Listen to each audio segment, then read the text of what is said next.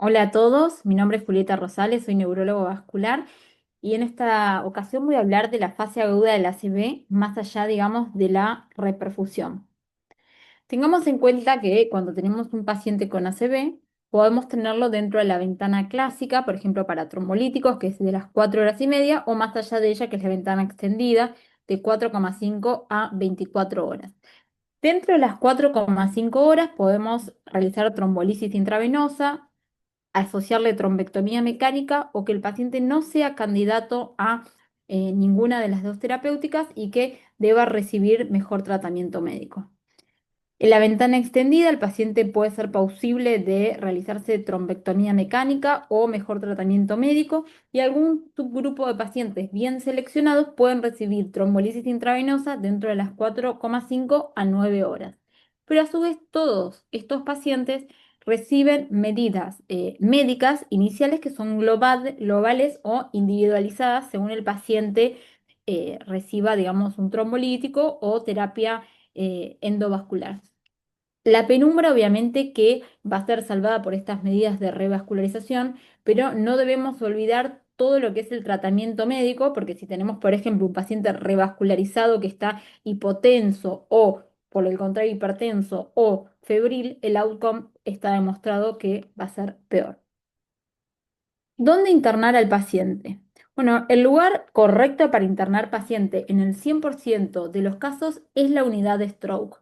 Piensen que más o menos el 25% de los pacientes que tienen una ACV son candidatos a trombolisis y solo el 10% a trombectomía mecánica, pero el 100% son candidatos a internarse en la unidad de stroke. Entendamos que la unidad de stroke no es un mero espacio físico, sino que es un conjunto multidisciplinario de profesionales que puede ser, va desde el médico neurólogo, el intensivista, el clínico, cardiólogo, enfermería, fonoaudiólogo, kinesiólogo con expertise en la unidad de stroke, en la patología cerebrovascular. La internación en unidad de stroke, fíjense que tiene un nivel de evidencia 1A, porque se ha demostrado que disminuye la discapacidad, disminuye la mortalidad, disminuye el tiempo de internación, las complicaciones médicas como infección urinaria, neumonía aspirativa, TPP, úlceras por decúbito. Los pacientes tienen mayor retorno a hogar y además aumenta la educación familiar. Con respecto a las medidas generales y basándonos en la guía del American Heart del ACV agudo del 2019, debemos entender que el oxígeno solo hay que dárselo a los pacientes cuando tienen una saturación menor o igual a 94%. Se ha probado, digamos, dar oxígeno al 100% en pacientes con saturación normal, esto no fue beneficioso. Fíjense el nivel de violencia, para esto es 1C. Con respecto a la temperatura, debemos tener al paciente normotérmico. Si está con temperatura de 38 grados, hay que buscar la causa y realizar un tratamiento. La glucemia debemos mantenerla entre 140 y 180. Esto surge de un trial en traumatismo del cerebro, que fue el Sugar Trial, en la cual se tomaron dos targets, un target agresivo de glucemia que fue 70 a 110 y de 140 a 80, el menos intensivo.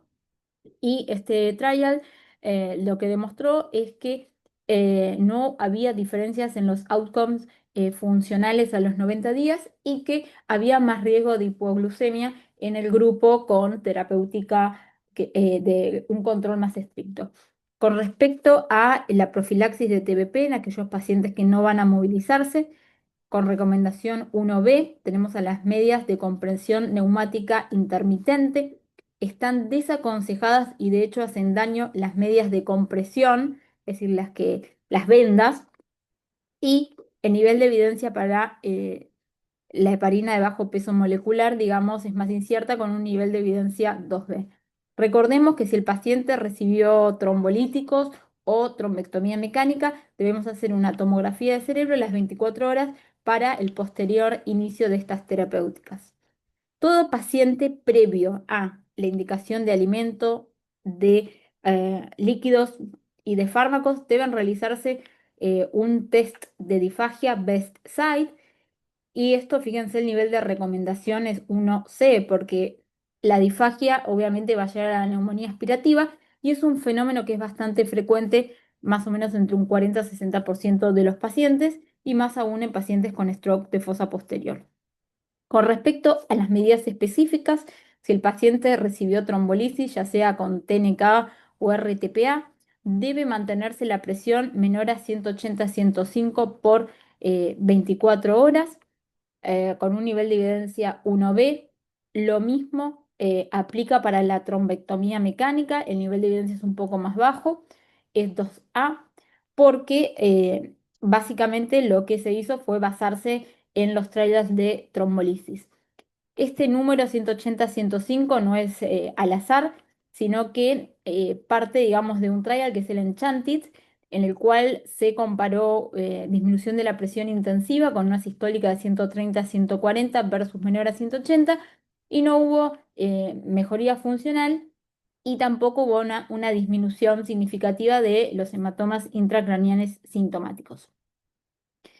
Bien, entonces en la fase inicial vamos a tener a los pacientes que son candidatos a trombolisis o trombectomía, que esto es lo que dijimos recién, tenemos que tener una presión menor a 185-110, y los que no son candidatos a terapia de revascularización tienen que tener una presión menor a 220-120, ¿ok?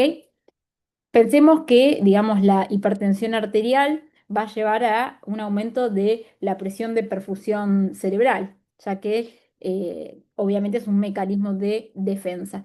Debemos manejar, si tenemos la presión por encima de 220-120, con drogas titulables como la betalol, NPS, y evitar caídas bruscas y inestables de la presión que sean mayores a 70 milímetros de mercurio.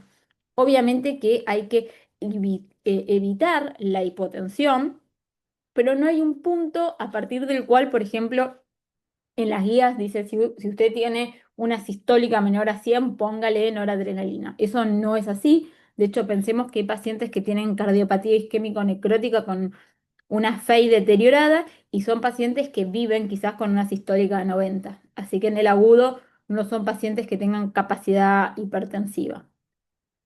Durante la terapéutica hay que mantener una presión de 140-180 y después, digamos, en la post-revascularización, ya sabemos que para trombolisis es menor a 180-105 y pensemos el paciente que tiene una reperfusión exitosa. Estamos hablando del TICI 2B o 3. Bueno, en esos casos tenemos que tener, digamos, una presión menor a 180, pero no menor a 140 o 160. Es decir, que el paciente debería estar un poco hipertenso. Excepciones son, obviamente, que cuando haya transformación hemorrágica. Pero un caso de relevancia es el paciente que no tiene una recanalización exitosa, es decir, que tiene un TICI de 0 a 2. También tiene que tener, digamos, una presión por debajo de 180, pero como estos pacientes probablemente se perfundan mayoritariamente por la circulación colateral, podríamos inducirle la hipertensión y obviamente siempre hay que evitar las fluctuaciones de la presión. Bien. ¿De dónde viene, digamos, toda esta evidencia con respecto al manejo de presión? Bueno, viene de estos 4 clinical trials, el BEST, el BP Target, el Enchanted 2 MT y el Optimal BP. El BEST 2 enroló pacientes y los dividió en 3 targets, menos de 140 de sistólica, menos de 160 y menos de 180.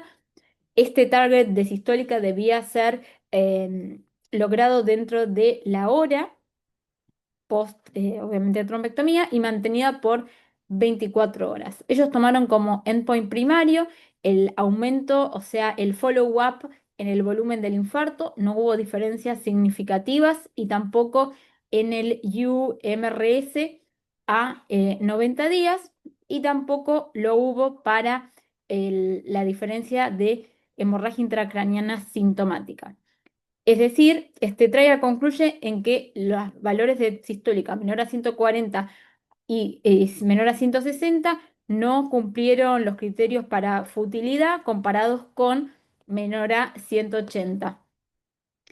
Así que no habría un beneficio de bajar más la presión. En tanto, el BP Target, el nivel más intensivo fue sistólica de 100 a 129 y 130 a 185. También este target de sistólica debía ser logrado entre la primera hora por 24 horas y no hubo diferencias entre ambas ramas con respecto a la hemorragia intracraniana sintomática a 24 o 36 horas, tampoco en un ranking de independencia funcional 0 a 2 a 90 días, tampoco en un ranking excelente, es decir, un MRS de 0 a 1 a 90 días, tampoco en la hemorragia intracraniana sintomática. Tampoco hubo diferencias significativas con respecto a la hipotensión y tampoco en la mortalidad. Así que bajar más la presión tampoco en este trial demostró beneficio. En tanto que el Enchanted-2 MT dividió tratamiento intensivo con sistólica de menos de 120 versus 140-180. En este caso lo mantenían por 72 horas y el grupo que tenía mayor chance de tener un outcome funcional pobre fue significativamente mayor en el grupo intensivo, de hecho un 37% más. También la sistólica menor a 120 se asoció a un 53% de deterioro clínico o muerte a los 7 días, a mayor discapacidad a 90 días, lo duplica, digamos, al riesgo. También se asoció y no se asociaron, digamos, el tratamiento intensivo a menor hemorragia intracraniana sintomática. Es decir, que el tratamiento intensivo de la presión arterial debe ser, digamos, evitado porque se asocia a peor outcome sin disminuir el riesgo de hemorragia intracraniana sintomática. Y por último, el Optimal BP también dividió en menos de 140 y 140-180. Y como podemos ver, el tratamiento estándar se asoció a un mayor digamos, porcentaje de independencia funcional a 90 días, pero no hubo diferencias entre el tratamiento intensivo y estándar de hemorragia intracraniana sintomática ni mortalidad. Es decir, estos trials apoyan, digamos, que el límite debe ser 180 y no un valor más bajo. Bien, con respecto a la posición cefálica, tenemos el paciente a 0 grados y el paciente a 30 grados. Esta guía, digamos que es la guía del American Heart del 2019, tomó en cuenta las recomendaciones en los resultados del Head Post, que el Head Post fue un estudio en el cual la población target fueron pacientes con ACV, no estaba, se incluyeron isquémicos y hemorrágicos, la mayoría eran isquémicos, y las dos ramas fue 30 grados versus 0 grado por 24 horas, y los pacientes enrolados tenían un NIH bajo, un NIH de 4. La randomización fue bastante tardía, es decir, desde el inicio de los síntomas hasta la intervención, es decir, la modificación de la posición cefálica a 14 horas, y no se demostró diferencia en el shift de MRS ni en la mortalidad a 90 días, y tampoco hubo un aumento de neumonía aspirativa en los pacientes que estaban a 0 grados. Es decir, que por eso no hace una recomendación específica, es decir, que establece que el beneficio es incierto.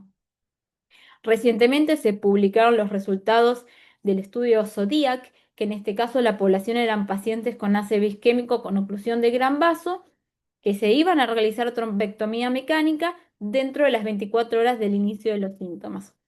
También las dos ramas fue 0 grados versus 30. Tengamos en cuenta, obviamente, que el 0 grados es porque esta posición beneficia el flujo sanguíneo cerebral.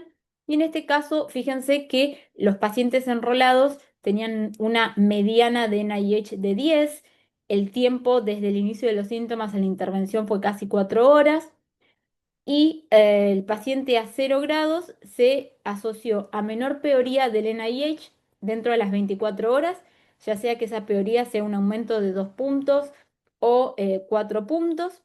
Ningún grupo presentó neumonía y el grupo a 0 grados se asoció a menor mortalidad a 90 días. Y por último, con respecto a la neuroprotección, tengamos en cuenta que cuando un paciente tiene un ACV isquémico, además de romperse la barrera hematoencefálica, de generarse inflamación por la activación de la microglía y toda la respuesta inmune, es decir, va a haber una respuesta inmunológica, también se activan múltiples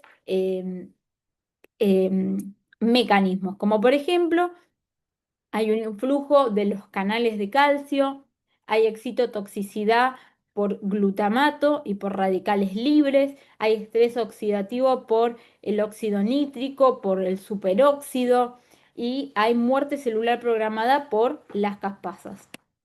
Para lo cual se han probado múltiples agentes, por ejemplo, los antagonistas de NMDA, que lo que hacen es bloquear la excitotoxicidad del glutamato. El estudio Self-Hotel fue negativo, así que este es un fármaco que no se utiliza. Después tenemos al magnesio, que lo que hace es bloquear los canales de calcio y antagonizar el NMDA. Este estudio el estudio pivotal fue el FAST-MAG, que en el 2015 fue negativo. Después tenemos a la citicolina, que estabiliza las membranas y reduce la apoptosis. Este estudio en el 2012 fue el ICTUS y fue negativo. Después tenemos al Neretide, que es un fármaco que inhibe la interacción PSD95-NMDA y este estudio fue publicado en el 2020 y fue un estudio que en el global fue negativo, pero permitía establecer un probable beneficio en pacientes que no recibían RTPA. Después tenemos el estudio Uricu Ictus, en el cual se utilizaba el ácido úrico como antioxidante y había una tendencia a beneficio en combinación con RTPA. Y por último, y publicado presentado, digamos, en ESOC 2025, tenemos al edarabone, que el edarabone es un scavenger de radicales libres y este estudio sí demostró mejoría, digamos, funcional en el trial ERASE Stroke que se presentó recientemente. Muchas gracias.